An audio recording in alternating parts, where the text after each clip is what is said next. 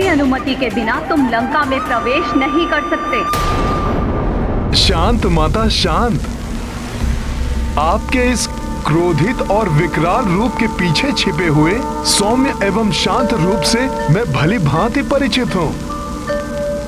वो सुंदर और मनोहर रूप जिससे महाजोगी भगवान शिव शंकर भी सदैव मोहित रहते हैं।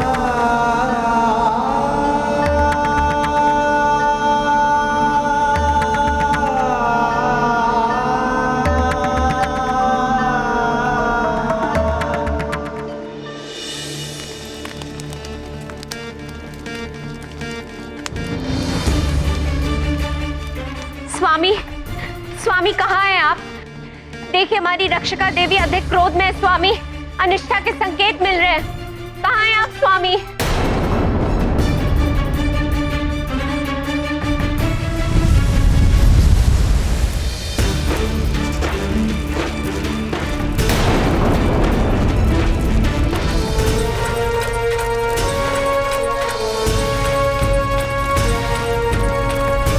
महारानी मंदोदरी,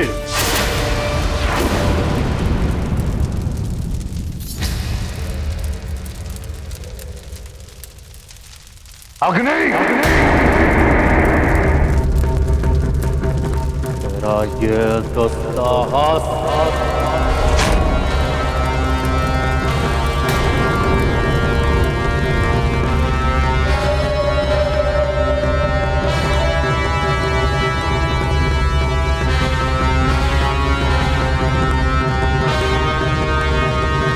स्वामी,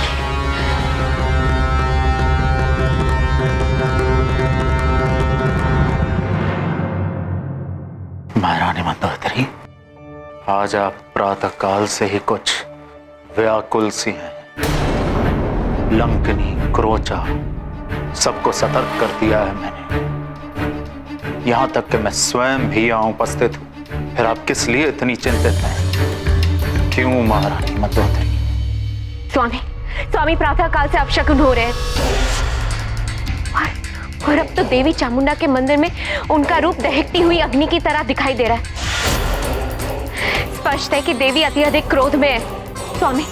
स्वामी अनिष्ट के संकेत मिल रहे हैं। आप स्वयं मंदिर चलकर देख लीजिए। माता, जिस पर आपकी कृपा हो वो तो आपको किसी भी रूप में पहचान लेगा। मैं हनुमान हूँ। एक समय प्रभु महादेव और स्वयं आपने वैद वैदनी का रूप धारण करके मेरा मिलन प्रभु श्री राम से करवाया था। उसी क्षण मैंने आपके उस रूप के दर्शन किए थे माता, जिसे महादेव भी अपलक देखते हैं।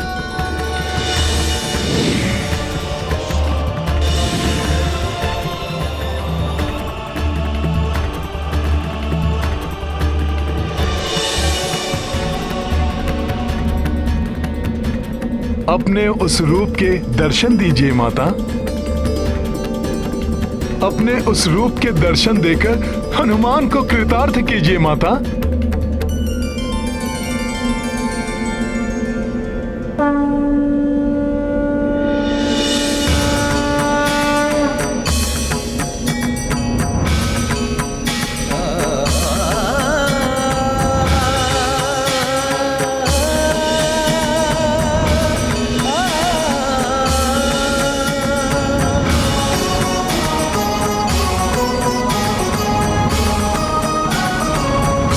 प्रणाम माता पार्वती। आइए स्वामी, स्वयं अपने नेत्र से माता का रौद्र रूप देख लीजिए।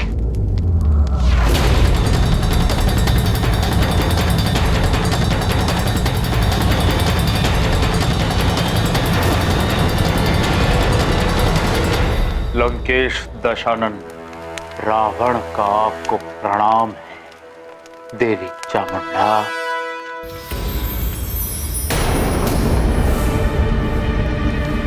ये कैसे हो गया? स्वामी मेरा विश्वास कीजिए, मैं सत्य कह रही हूं। अभी कुछ क्षण पूर्व इन दीपकों की ज्योति ज्वालामुखी भांति भभक रही थी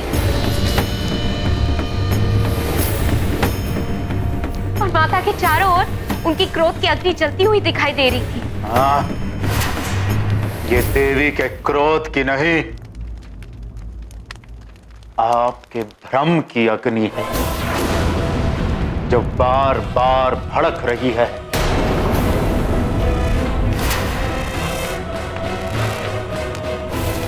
असुरों की महारानी को यह शोभा नहीं देता। महारानी मंदोदरी, मैं आपको एक बात याद दिला दूं कि आप उस लंकेश की पत्नी हैं जिससे नवग्रह भयाक्रांत रहते हैं, जिसका नाम सुनते ही देवता कंपित हो जाते हैं, जिसका कुछ भी अहित नहीं कर सकता। आप उस रावण की पत्नी हैं।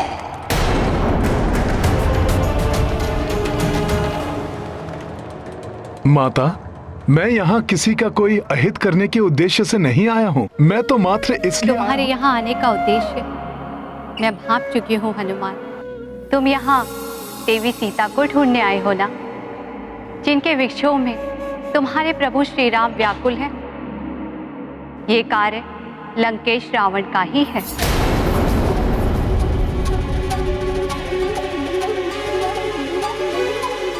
आश्चर्य है माता, जब आपको सब ज्ञात है तो आपने मुझे क्यों रोका? उस दुष्ट रावण और उसके इस पाप की नगरी लंका की रक्षा क्यों कर रही हैं आप माता? भगवान शिव की अर्धांगिनी और जगत जननी माता पार्वती को यह सब क्यों करना पड़ रहा है माता? ये विवशता है मेरी।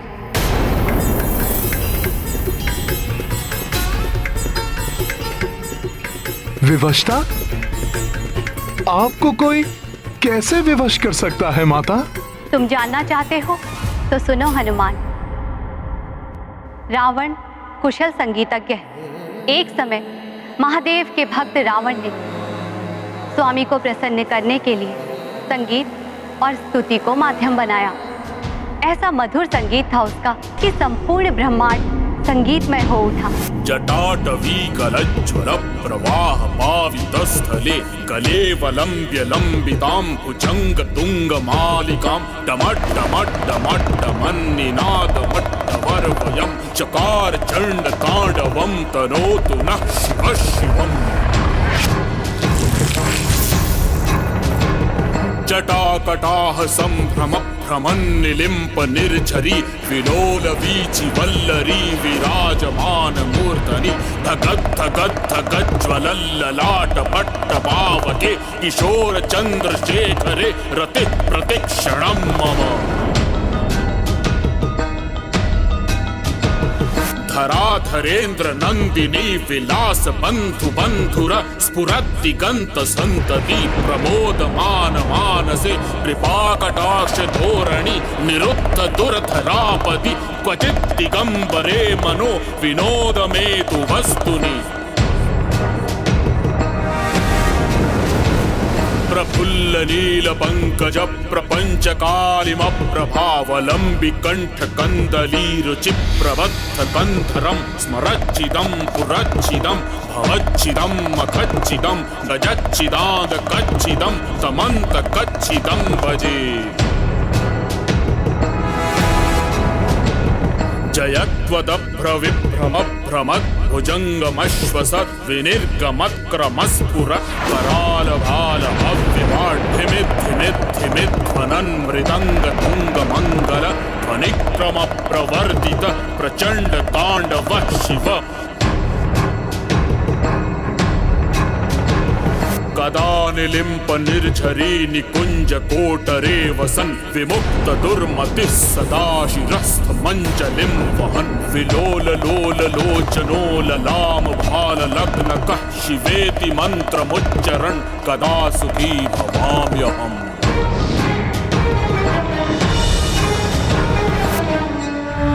रावण,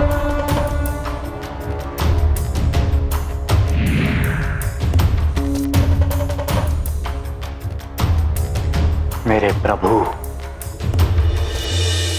ये सत्य है माता, संगीत के माध्यम से शीघ्र ही आत्मा परमात्मा से एकाकार हो जाती है।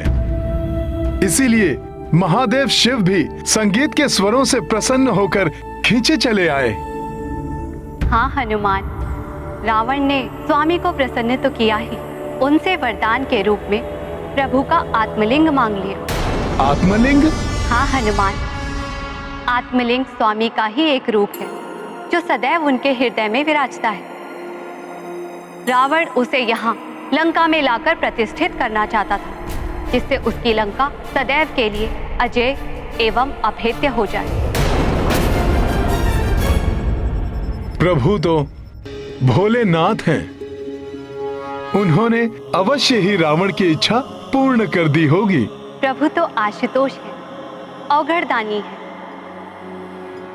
अपने भक्त को कुछ भी प्रदान करने में उन्हें कोई संकोच नहीं होता। वरदान स्वरूप उन्होंने रावण को आत्मलिंग प्रदान तो कर दिया, परंतु साथ में एक प्रावधान भी कर दिया। तुम्हारे अद्भुत स्तुति और संगीत ने मुझे प्रसन्न कर दिया है रावण। मैं तुम्हें अपना आत्मलिंग प्रदान करूंगा, किंतु ऐसी किसी भी पवित्र वस्तु को ले जाने के लिए उस भक्त को उस वस्तु के प्रति अपनी पूर्ण श्रद्धा एवं निष्ठा का प्रमाण देना होता है। प्रभु, मेरे इष्ट, मेरे आराध्य, आपका परम भक्त अपनी श्रद्धा और भक्ति का कोई भी प्रमाण देने के लिए प्रस्तुत है।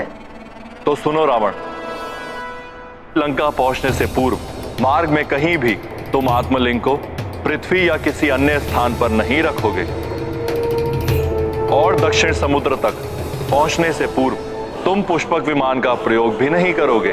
प्रभु, आपके श्रेष्ठतम भक्त रावण की भुजाओं में इतना बल है कि आपके पवित्र आत्मलिंग को मैं लंका तो क्या, समस्त ब्रह्मांड में अपनी भुजाओं में लेकर भ्रमण कर सकता हूं।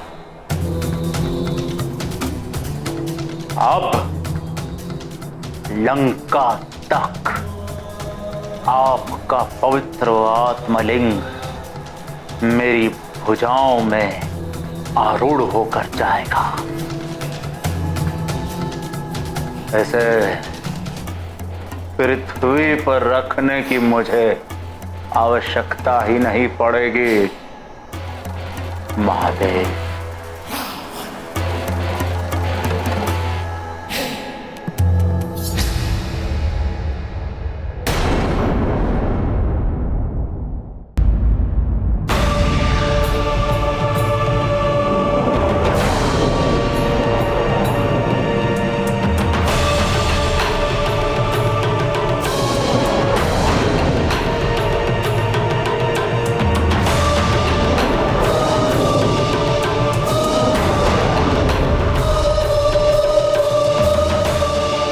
महादेव, आपके कथनानुसार ही अब आपका ये भक्त रावण आपके आत्मलिंग को बिना भूमि पर रखे ही उसे लेकर लंका पहुंचेगा। स्मरण रहे रावण, यदि लंका पहुंचने से पूर्व मार्ग में तुमने कहीं भी लिंग को पृथ्वी पर रख दिया तो यह वहीं स्थित हो जाएगा और फिर तुम्हें रिक्त हाथ ही लंका लौटना पड़ेगा। माता, रावण तो महाबली था। वो कैलाश से दक्षिणी समुद्र तक बड़ी सहजता के साथ प्रभु का आत्मलिंग लेकर जा सकता था। हाँ पुत्र, रावण स्वामी के आत्मलिंग को उठाए हुए वन, नदियां, पर्वत आदि पार करता हुआ लंका की ओर बढ़ता चला गया। तब देवताओं ने उसके मार्ग में अनेकों बाधाएं उत्पन्न की। वायुदेव ने धूल भरी आंधियां चलाई, परंतु रावण सतत आगे बढ़ता चला गया।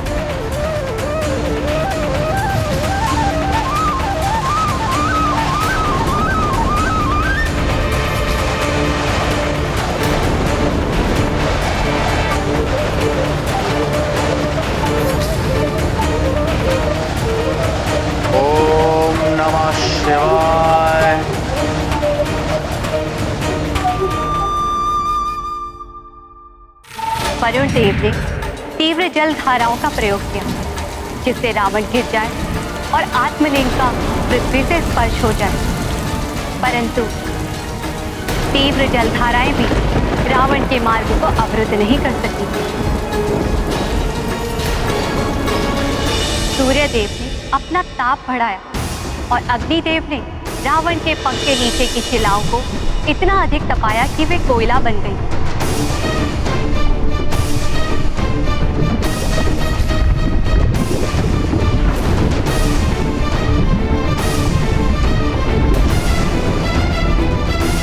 परंतु रावण की इस यात्रा को कोई नहीं रोक सका।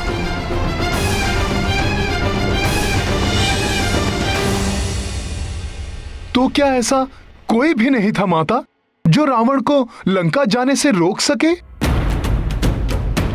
जब शक्ति असफल हो जाए तो युक्ति से कार्य करना चाहिए। रावण की यात्रा को रोकने वाला भी था कोई। यदि आत्मलिंग लंका पहुंच गया तो अनर्थ हो जाएगा।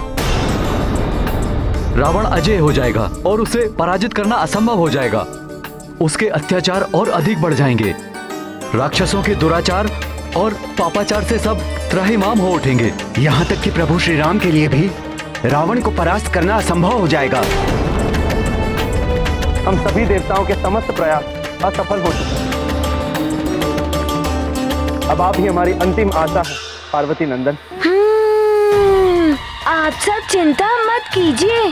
पिताश्री के आत्मलिंग को लेकर लंका तक रावण को नहीं जाने देगा ये गणेश।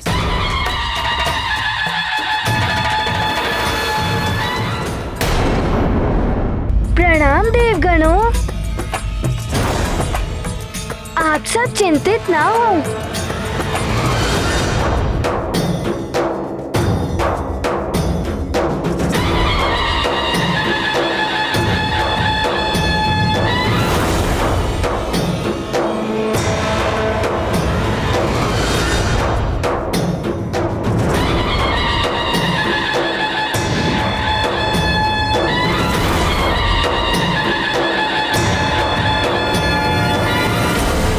उस समय तक रावण कोंकण क्षेत्र में स्थित एक समुद्र के निकट पहुंच चुका था। उसके संध्या वंदन का समय हो रहा था।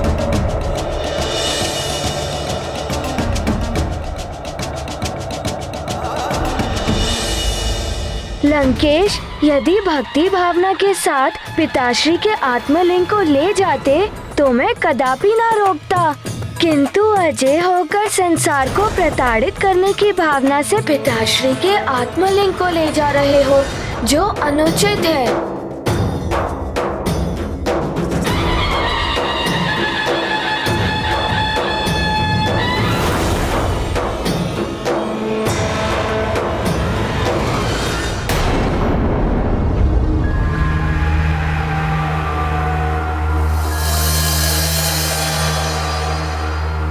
सूर्यास्त हो रहा है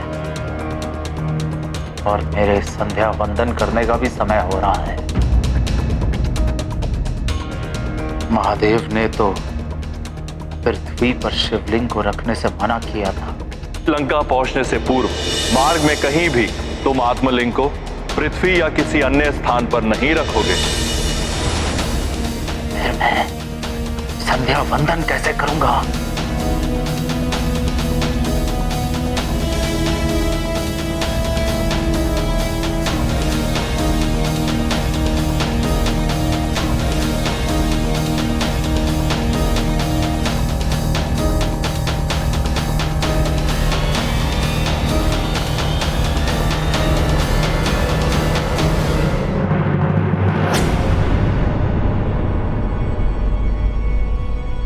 प्रतीत हो रहा है कि कोई है।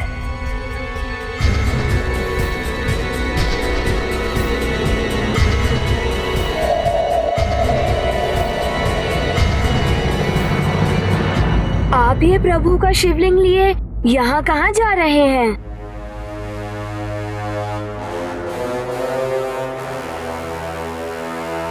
मैं कहीं भी जाऊं उससे तुम्हें क्या?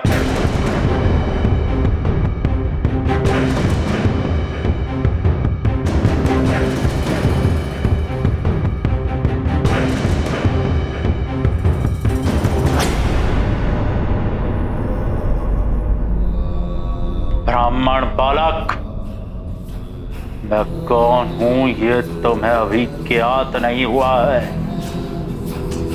उचित होगा कि तुम मेरा पीछा करना बंद कर दो, अन्यथा तुम संकट में पड़ जाओगे।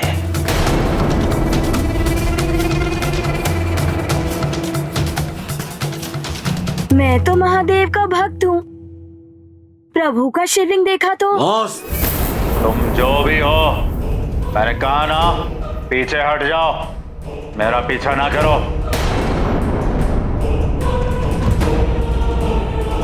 फिर क्या हुआ माता? क्या गणेश जी महादेव के आत्मलिंग को रावण द्वारा लंका ले जाने से रोक पाए? भक्ति से ईश्वर को प्रसन्न तो किया जा सकता है, पर निजी स्वार्थ के लिए की गई भक्ति से कभी फल नहीं प्राप्त होता।